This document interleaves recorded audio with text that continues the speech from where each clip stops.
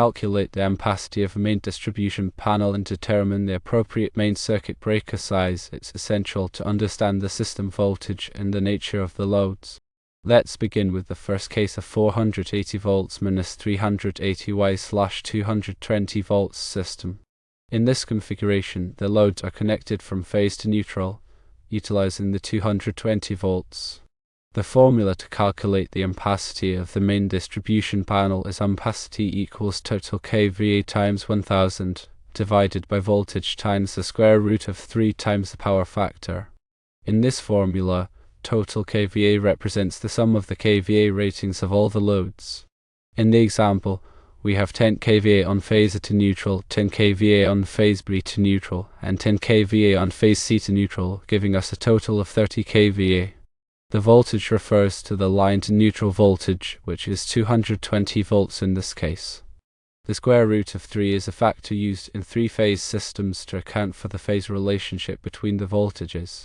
The power factor is an assumed value of 0.8, which is typical for commercial buildings. It represents the ratio of real power to apparent power. Now let's plug in the values into the formula. Ampacity equals 30 kVA times 1000 divided by 220 volts times the square root of 3 times 0.8. Calculating this gives us an ampacity of approximately 240 amps. Once we have calculated the ampacity, we can determine the appropriate size of the main circuit breaker. The main circuit breaker should be rated for the calculated ampacity or slightly higher. A standard circuit breaker size for 240 amps is 250 amps. Now let's consider the second case of 480 volts minus 220 Y/127 volt system. In this configuration, the loads are fed from line to line, meaning they are connected between two phases and utilize the 480 volts. When loads are fed from line to line, the formula for ampacity changes because the voltage changes. The formula for ampacity in this case is ampacity equals total kVA times 1000 divided by voltage times the power factor. In this formula, total kVA remains the same as before at 30 kVA. The voltage now refers to the line-to-line voltage, which is 480 volts. The power factor is again assumed to be 0.8. Plugging in the values into the formula, we get ampacity equals 30 kVA times 1000 divided by 480 volts times 0.8. Calculating this gives us an ampacity of approximately 125 amps. The main circuit breaker should be rated for 125 amps or slightly higher. A standard circuit breaker size for 125 amps is 150 amps. To summarize, for a 480 volts minus 380 Y/220 volts system with loads connected from phase to neutral, the ampacity of the main distribution panel is 240 amps and the main circuit breaker size is 250 amps.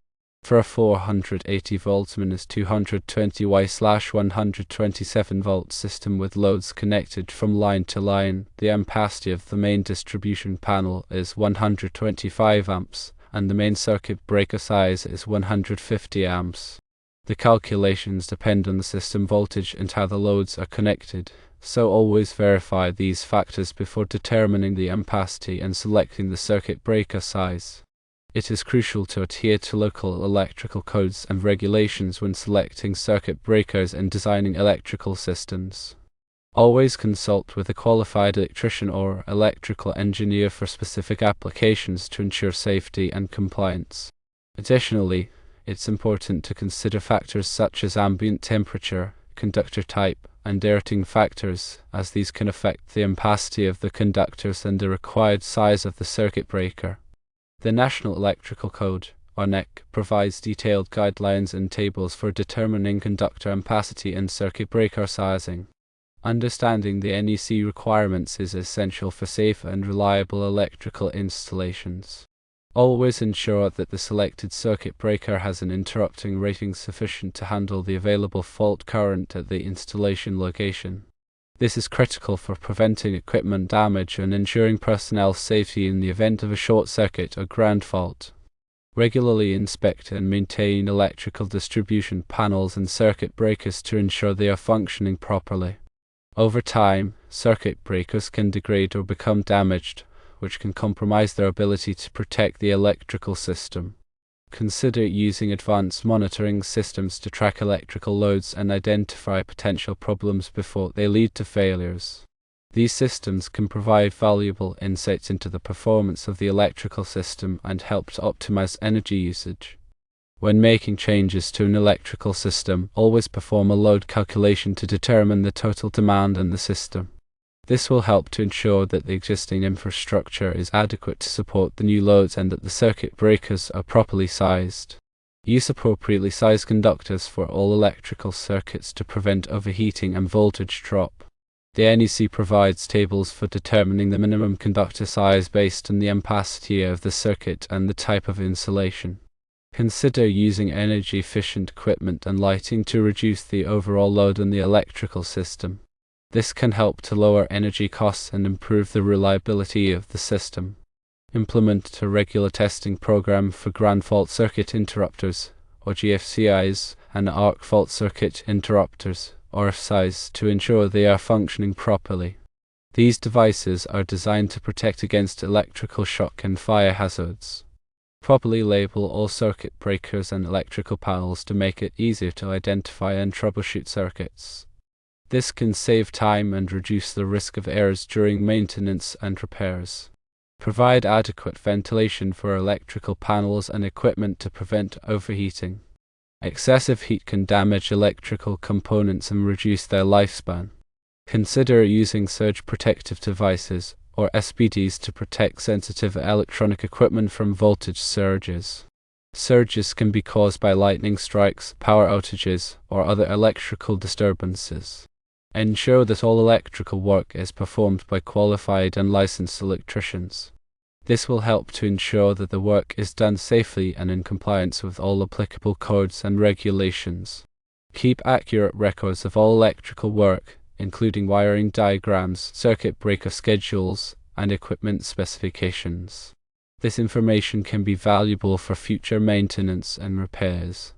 Train employees on basic electrical safety procedures to help prevent accidents and injuries. This training should include topics such as lockout/tagout procedures, proper use of personal protective equipment, and how to respond to electrical emergencies.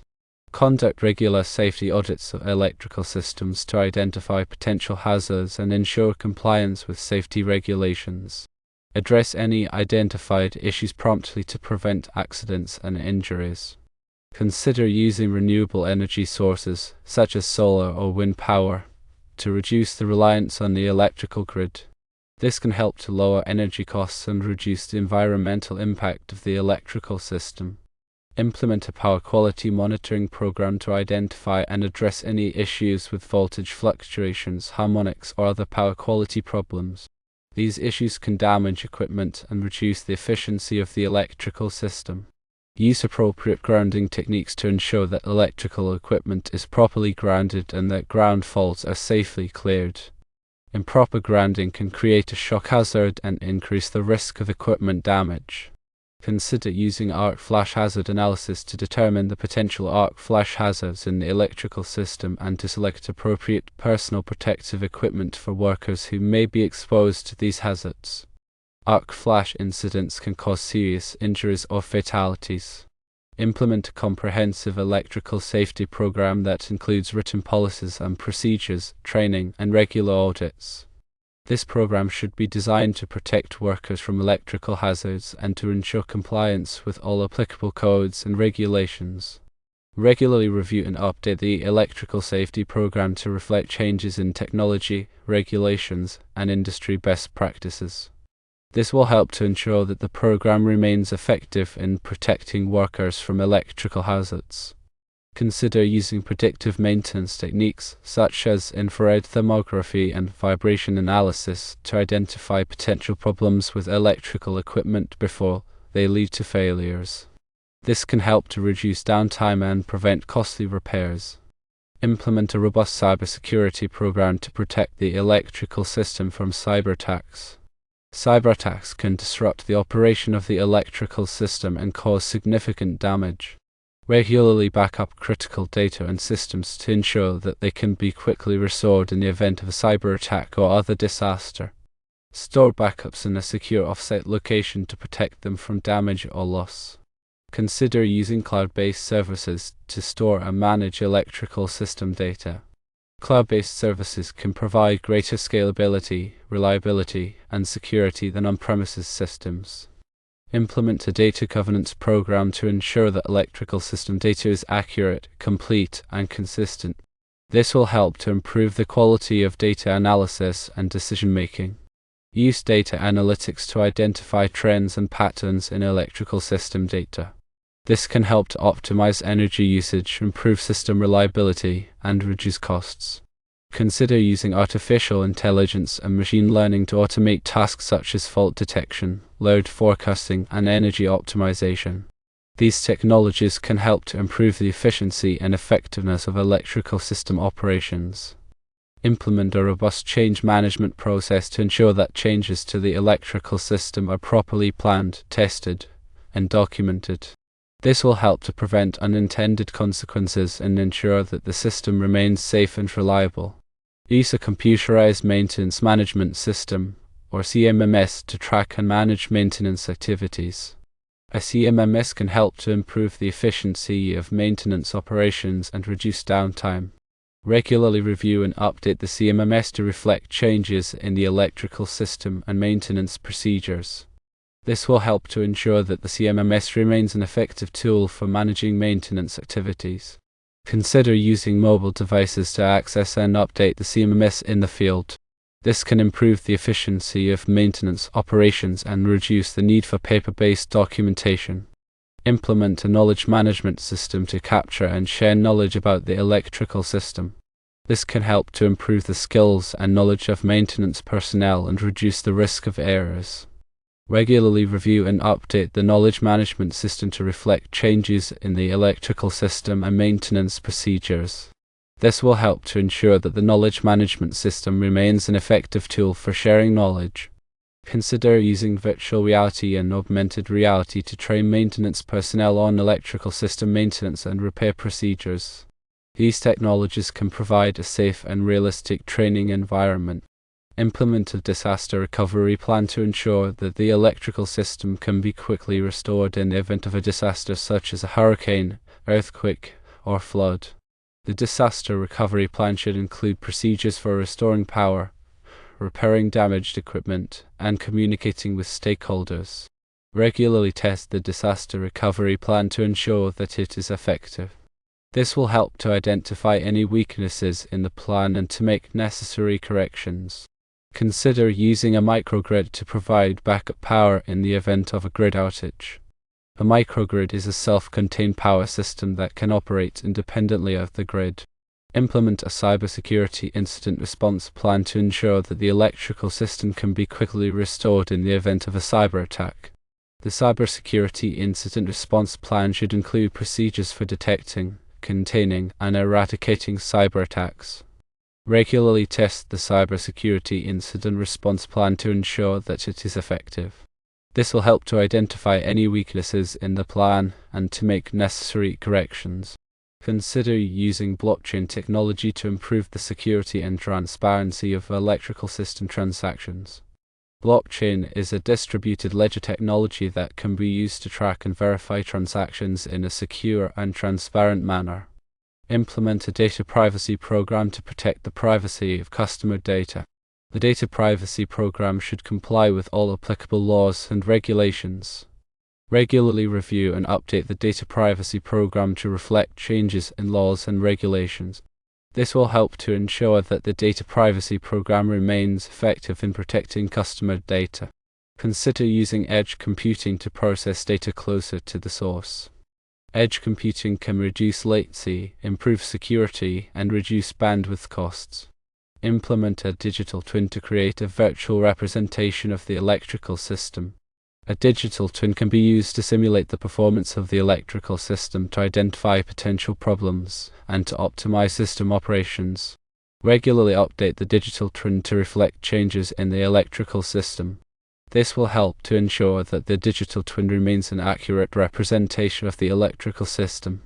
Consider using drone technology to inspect electrical infrastructure. Drones can be used to inspect power lines, substations, and other electrical equipment. Implement a risk management program to identify, assess, and mitigate risks to the electrical system. The risk management program should be based on a comprehensive risk assessment. Regularly review and update the risk management program to reflect changes in the electrical system and the risk environment. This will help to ensure that the risk management program remains effective in protecting the electrical system.